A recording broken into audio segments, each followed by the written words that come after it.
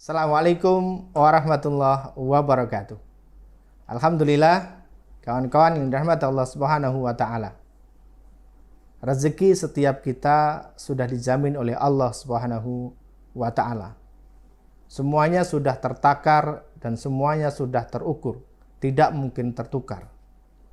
Sebagaimana Allah Subhanahu wa taala sudah menyampaikan di surat Hud ayat yang ke-6, bahwasanya tidak ada satu makhluk pun di bumi ini yang tidak dijatah rezekinya oleh Allah Subhanahu wa taala. Bahkan sampai binatang melata pun, dan Allah tahu di mana letak rezeki itu berada.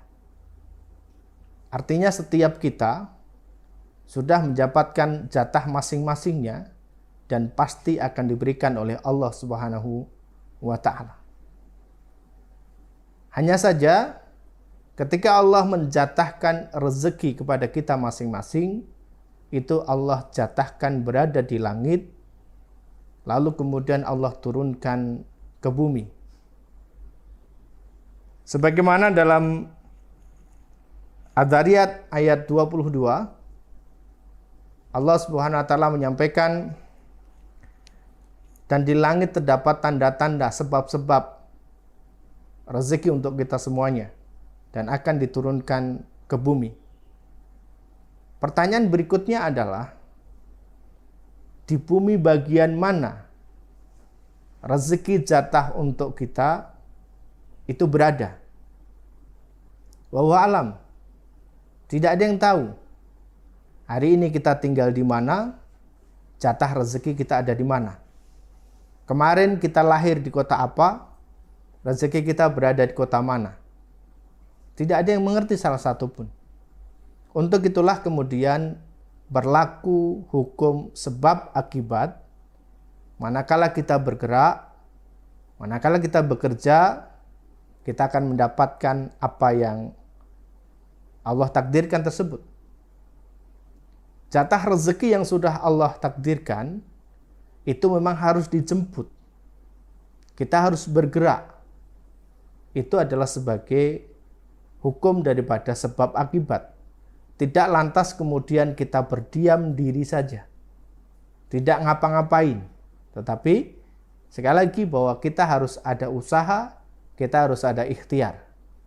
Karena rezeki yang Allah turunkan dari langit ke bumi, itu di bagian mana setiap kita tidak ada yang mengerti.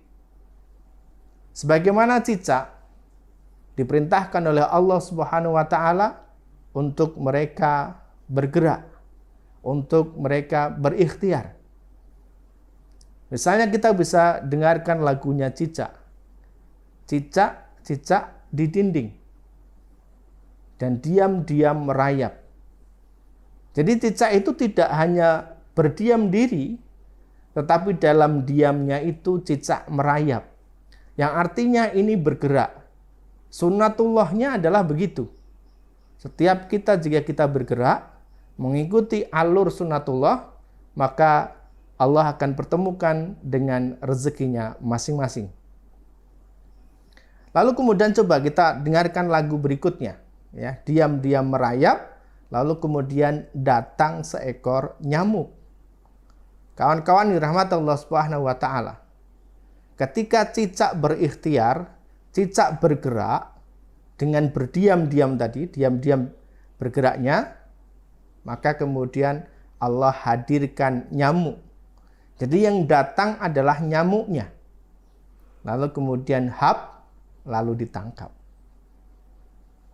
Ketika seseorang berikhtiar, ketika seseorang bergerak menuju Allah Subhanahu wa taala, berikhtiar melakukan ikhtiar yang terbaik, maka sudah pasti Allah akan pertemukan dengan rezekinya. Sekali lagi kawan-kawan, setiap kita punya jatah rezeki masing-masing. Dan itu sudah diturunkan ke bumi. Ketika kita masih diberikan hidup oleh Allah Subhanahu wa taala sampai dengan hari ini, sampai dengan detik hari ini, maka kita harus yakini bahwasanya berarti masih ada jatah rezeki untuk kita. Karena ketika jatah rezeki dari Allah sudah habis, maka sudah pasti kita akan kembali kepada Allah Subhanahu wa taala. Kita akan meninggal dunia karena jatah rezeki kita sudah habis. Nah, kawan-kawan yang dirahmati Allah Subhanahu wa taala.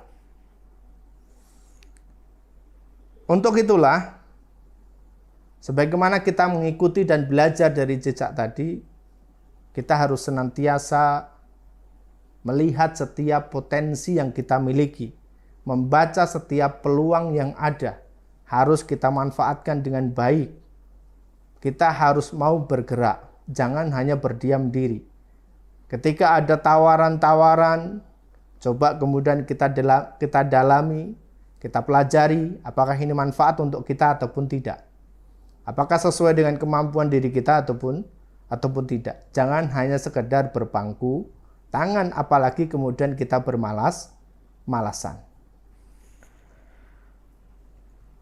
Yang menariknya lagi adalah sebagai hukum sebab akibat, ketika seseorang bekerja, ketika seseorang keluar dari rumahnya, maka akan mendapatkan rezeki dari Allah Subhanahu wa taala sebagaimana apa yang telah mereka usahakan. Tetapi ketika keluarnya mereka melibatkan Allah, apa yang mereka kerjakan, apa yang mereka dapatkan, itu tentu akan membawa keberkahan. Yang mereka dapatkan, yang mereka peroleh, yang mereka manfaatkan, itu akan bisa memberikan kebahagiaan untuk diri kita. Untuk itulah, dalam berikhtiar ini, tentu kita tidak hanya sekedar mengandalkan otot dan juga akal saja, tetapi kita harus melibatkan Allah Subhanahu wa ta'ala. Mulai dari awal kita beraktivitas, sampai nanti kemudian kita menyelesaikan aktivitas tersebut. Kawan-kawan yang dirahmati Allah Subhanahu wa ta'ala, dalam kita berikhtiar mendekatkan diri kepada Allah Subhanahu wa ta'ala, ini sebagaimana kita punya jalan, punya channel. Kalau misalnya kita berhubungan dengan orang-orang di pemerintahan, maka kita punya link, punya kawan, punya orang dalam, maka tentu akses kita akan jauh lebih mudah lagi. Tentu apapun yang kita inginkan akan jauh lebih mudah kita dapatkan. Kawan-kawan yang dirahmati Allah Subhanahu wa ta'ala, dalam bentuk keseriusan kita menjalankan ikhtiar, maka yang pertama adalah keyakinan kita kepada Allah Subhanahu wa ta'ala. Bahwasanya kita harus punya mindset, kita harus punya pola pikir, bahwasanya setiap yang kita lakukan itu akan dibimbing oleh Allah, akan diridhai oleh Allah, dan kemudian akan diberikan hasil oleh Allah Subhanahu wa ta'ala. Yang kedua, kita harus senantiasa berprasangka baik kepada Allah. Karena apa yang kita lakukan, bisa jadi di mata Allah itu kurang baik. Apa yang kita inginkan, apa yang kita minta bisa jadi menurut Allah kurang baik, sehingga itu tidak diberikan oleh Allah Subhanahu wa ta'ala kepada diri kita saat ini. Sehingga ditunda ataupun diganti oleh Allah Subhanahu wa ta'ala. Kemudian yang ketiga, tugas kita dalam menjemput rezekinya Allah adalah hanya berikhtiar.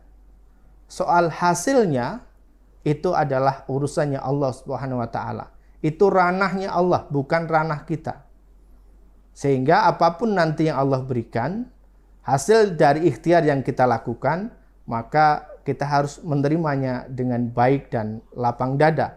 Kita harus ikhlas dari setiap apa yang Allah berikan. Yang keempat, kawan-kawan, kita harus memahami bahwa rencana Allah itu jauh lebih indah. Kita harus memahami rencana Allah itu jauh lebih baik lagi dari apa yang selama ini kita rencanakan, dari apa yang selama ini kita inginkan. Lalu kemudian yang kelima, yang terakhir, yaitu adalah bahwa ikhtiar nanti yang kita lakukan itu tidak selalu berkolerasi dengan hasil. Bisa jadi kita berikhtiarnya di sini, kita dapatkan rezeki di tempat lain. Sebagaimana Ibunda Hajar melakukan sa'i dari Bukit Sofa ke Bukit Marwah dalam rangka mencari air. Tetapi Allah hadirkan air itu bukan di Bukit Sofa, bukan di Bukit Marwah, ataupun berada di keduanya. Tetapi justru di tempat yang lain, yaitu di dekatnya kaki Ismail alaihissalam. Kawan-kawan yang dirahmati Allah Subhanahu wa taala. Mudah-mudahan apa yang kita lakukan, ikhtiar dalam menjemput rezekinya Allah Subhanahu wa taala, senantiasa kita barengi dengan hal-hal yang positif. Senantiasa kita barengi dengan mindset ataupun pola pikir yang baik. Dan harus senantiasa kita husnudzon kepada Allah Subhanahu wa taala. Sekali lagi, apa yang baik menurut kita belum tentu baik menurut Allah. Namun sesuatu yang baik menurut Allah sudah pasti baik untuk diri kita. Assalamualaikum warahmatullahi wabarakatuh.